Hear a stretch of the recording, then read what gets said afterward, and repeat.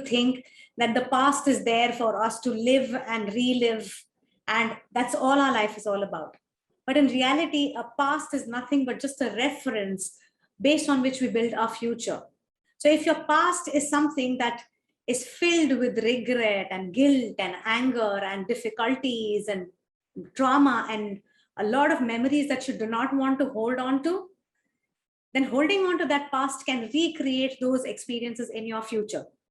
Hi, I'm Seema Shenoy Manek, a master trainer of neuro-linguistic programming and a powerful living coach. And in today's video, I'm going to be sharing some short strategies with which you can overcome your past and just let go of your past so that you are freshly building your future with your own two hands. Stay tuned till the end of this video because I'm going to be sharing a powerful NLP technique with which you can let go of any disempowering memory that is pulling you down or it's not letting you move forward in your life. Now, why should somebody let go of their past? Why can't you just hold on to your past and try to move forward? Now, if you want to build a big skyscraper, or if you want to do anything productive, you're not obviously going to build it on a rotten foundation, will you? If you have a bag full of worms and you're trying to do something productive on top of that, it does not work. Even if you have one rotten apple in your basket, the entire basket goes bad.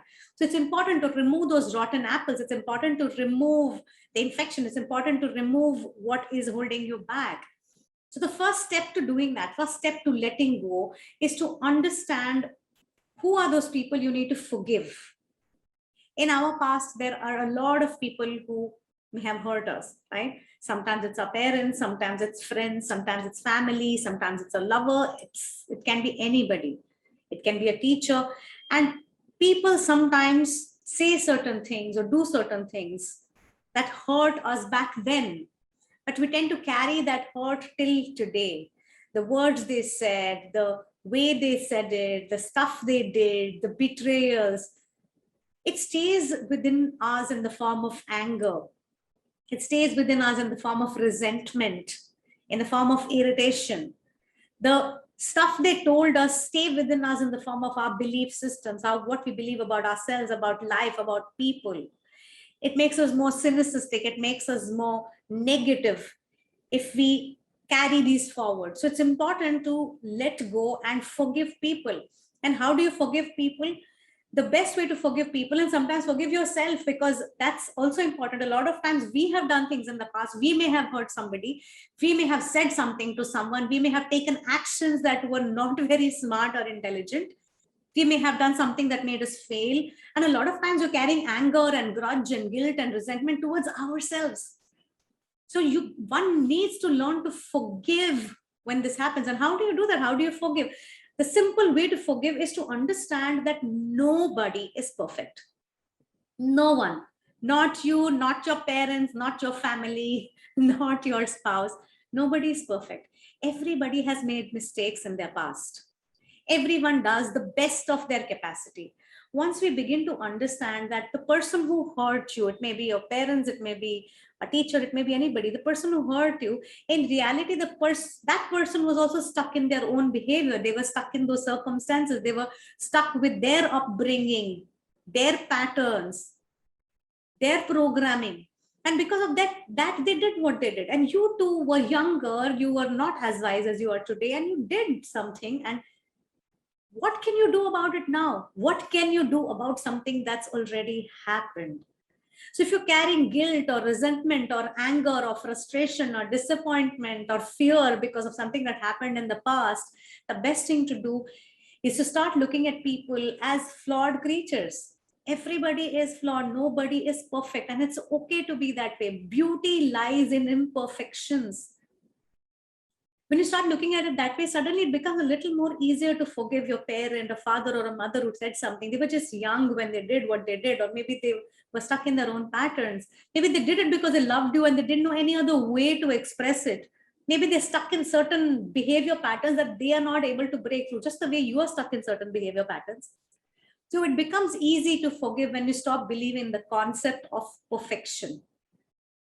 Stop believing in the concept of perfection. There is no perfection. The second thing to remember is that you cannot change the past. What's happened has happened.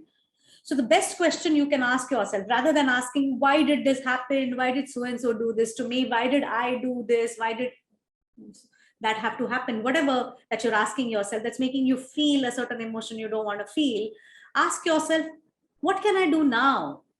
What do I want now? What action should I take now to make things better? Maybe you can apologize to somebody. Maybe you can make someone feel better. Maybe you can do some self-work and make yourself feel better. Because do you want to carry anger, guilt, resentment, regret within your body, within your mind? Do you want to carry that baggage? If you want to climb the Mount Everest, you got to let go. The first thing a mountaineer does when he wants to go up a mountain is reduce their baggage. So if anyone's thinking of going up, you got to lighten yourself up. You got to learn to let go. Coming to that technique that I promised you all that I'm going to be sharing with you. Now, one of the most troublesome part of the past that bothers people is past memories. Now, if the memories are happy, you have happy, strong, joyful, loving memories, nobody minds those memories. Those are beautiful, because whenever a memory comes to our mind, it brings along with it all those emotions that you felt at that time. But there are certain memories which are very disempowering. Maybe certain trauma from the past, maybe someone said something to you, someone did something to you, maybe you failed in a business or you failed in something and that feeling still sticks. Maybe somebody laughed at you and it just feels terrible. Maybe you were abused. I don't know. It can be any past memory. But the thing about memories is that whenever memories come, they bring all those emotions. You start seeing those things, you start hearing those things, you start feeling those things you felt back then. And that is the reason they have the capacity to really suck us down and pull us back whenever these memories come. So I'm going to share a technique from NLP known as the Photoshop technique. This is an amazing technique. I'm not going to be taking you through the technique right now because I want you to do it at your leisure, but I'm going to be explaining this technique to you all and how this is done.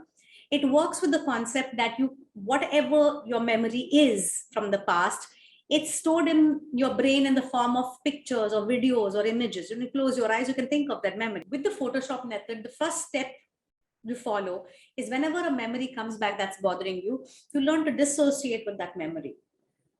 How do you do that? Imagine there is a television screen or any kind of a screen, a laptop screen in front of you, and imagine stepping back and pushing that entire thing into a screen so that you watch it like you're watching a movie or you're watching a magazine. Does that make sense to you? So you put the entire thing, so you're able to see yourself and the other person and everything that's happening into a screen. That's the first step, because the moment you dissociate, that itself makes you feel so much better, isn't it? Now, once you dissociate, you're going to imagine that you have a Photoshop machine with you. Now, please remember, NLP is a science. You need to learn it in a structured manner. I conduct workshops across levels of NLP where I'm going to train you and coach you to transform your life, to take you through all these processes and train you on how to use these NLP techniques. But I want to really give this out to you right now, and you can do it to the best of your capability right now. But ensure that you're learning NLP in a structured manner as well, so that you become really good at these things, right? So dissociate, and after that, visualize it in a screen. And then you can change anything in that picture so that it doesn't feel as bad. So let us say right now on a scale of 1 to 10, 1 being you're feeling nothing and 10 being you're feeling extremely intense emotions, rate it. What are you feeling? You might say, okay, before I dissociated, I was feeling a 10, but after I dissociated, I'm feeling a 7, right? It's feeling better.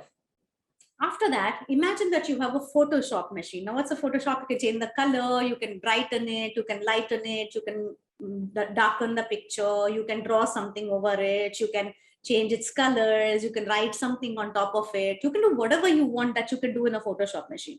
So closing your eyes, imagine and make changes in that picture. If it's a video, you can pause it. If there are sounds coming from it, you can pause it. You can add some music, some motivational music or whatever. Make as many changes as you want to till you can hardly see that picture and it doesn't make any difference. It doesn't feel, you don't feel anything. From a 10, it should come down to like a 2 or a 3. You should just feel nothing.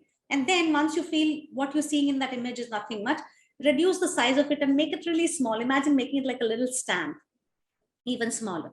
And once you do that, push it away, because if it's right in front of your face, it's going to keep coming back. So push it away somewhere where you think it belongs, somewhere really, like in a computer, how you put files that you don't need in a sub folder. Similarly, you just put it wherever you want. So this is as simple technique of Photoshop method, which you can use on any memory, any disempowering memory that you want to put away.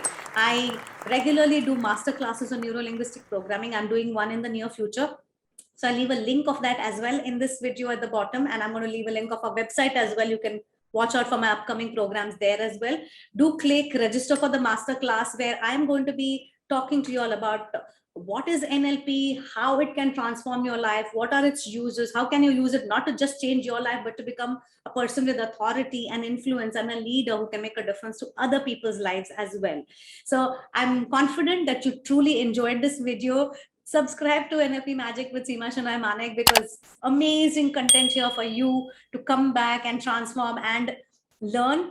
Do click the like button if you're enjoying my videos, and share share my videos with as many people as possible, because this is the only way in which I will accomplish my mission to make a difference to 1 million lives. I'm confident that you're enjoying these videos. Do keep watching, do keep coming back for more videos. Lots of love to you all, and I am going to see you all very soon again. Bye-bye, everybody.